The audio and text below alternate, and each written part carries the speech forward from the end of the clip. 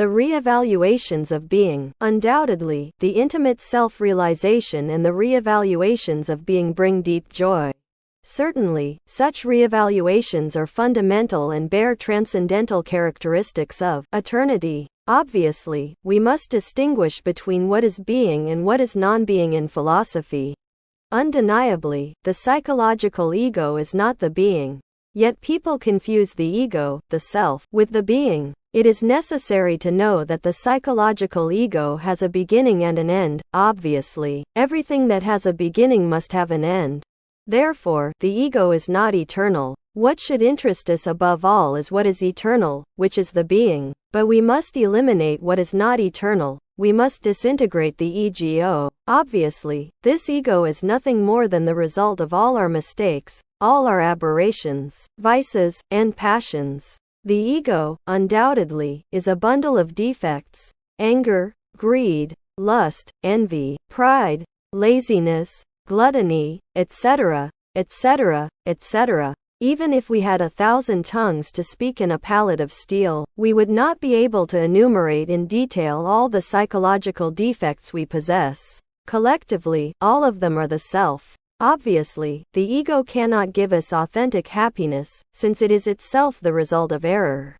If it weren't for the mistakes, the ego wouldn't exist. Not only are we making mistakes in the present, but we also made them in the past, and clearly, the mistakes of the past tend to project themselves into the future through the alley of the present. In previous lives, each one of us made regrettable mistakes, and these have not disappeared. We carry them deep within our subconscious. And the worst, I repeat, is that they want to manifest in the present moment, to project themselves into the future. Unfortunately, all of us are conditioned by our own mistakes. We haven't yet learned to open ourselves to the new. When something presents itself to us, when a truth meets us on the path, we don't know how to receive it as something new. Instead, we immediately resort to what we have accumulated in the mind, with the purpose, of course, of interpreting what has been presented to us. In other words, we are not able to see things as they are, in themselves, but instead, we have to interpret them in our own way, according to our psychological backgrounds, according to our prejudices, preconceptions, and conditioning. We are in no way able to open ourselves to the new with a pure, integral, spontaneous, and perfect mind. We are conditioned by error, unfortunately. We are conditioned by our own defects, lamentably. Each of us has a special characteristic, fully specified by some psychological defect. Each of us is blinded, so to speak, by some very mistaken criteria.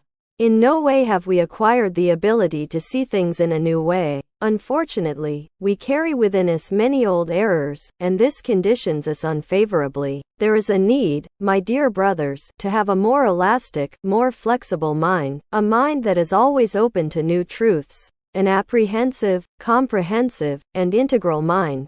It is urgent, above all, that we free the mind, for it is, unfortunately, trapped in the mold of so many yesterdays. We need to free it from those molds, from those formulas of the past. We need to turn the mind into a wonderful instrument that can receive the great truths.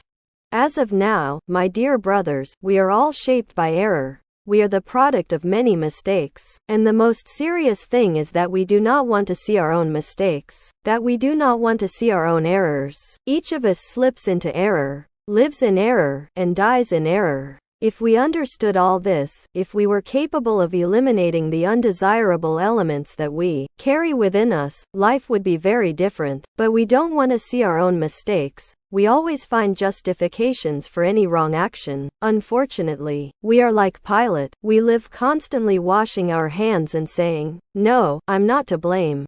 We never want to recognize our mistakes. We are never at fault. It is fitting, my dear brothers, that as we conclude this year, we become more reflective, that we gain more individuality in our own minds. Nowadays, unfortunately, we act and react incessantly like animals. If we are hit, we hit back. If we are cursed, we curse back. If we are hated, we hate back. What's more, we habitually identify with the events and happenings around us in a mechanical way. We identify with others' mistaken actions and react where we have no business interfering. And that is serious. And, unfortunately, we haven't understood the need to individualize our mind a bit more. We are always involved in things that are not our business. We are always going here and there, identifying with scenes that have nothing to do with our lives, with events that aren't ours. We give opinions where we have no reason to, we speak when we should remain silent, and we even react to external events that have nothing to do with us.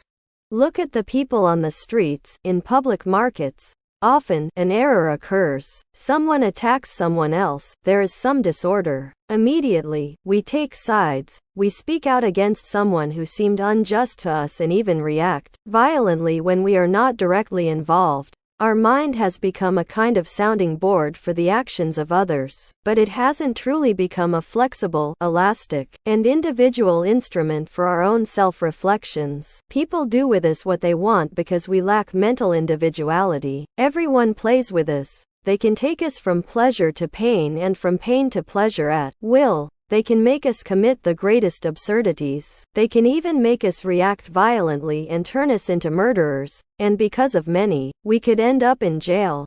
We don't have a mind that conforms to the practice of individuality. We don't have an individual mind, unfortunately. Look at the crowds, observe them in a public display of hatred.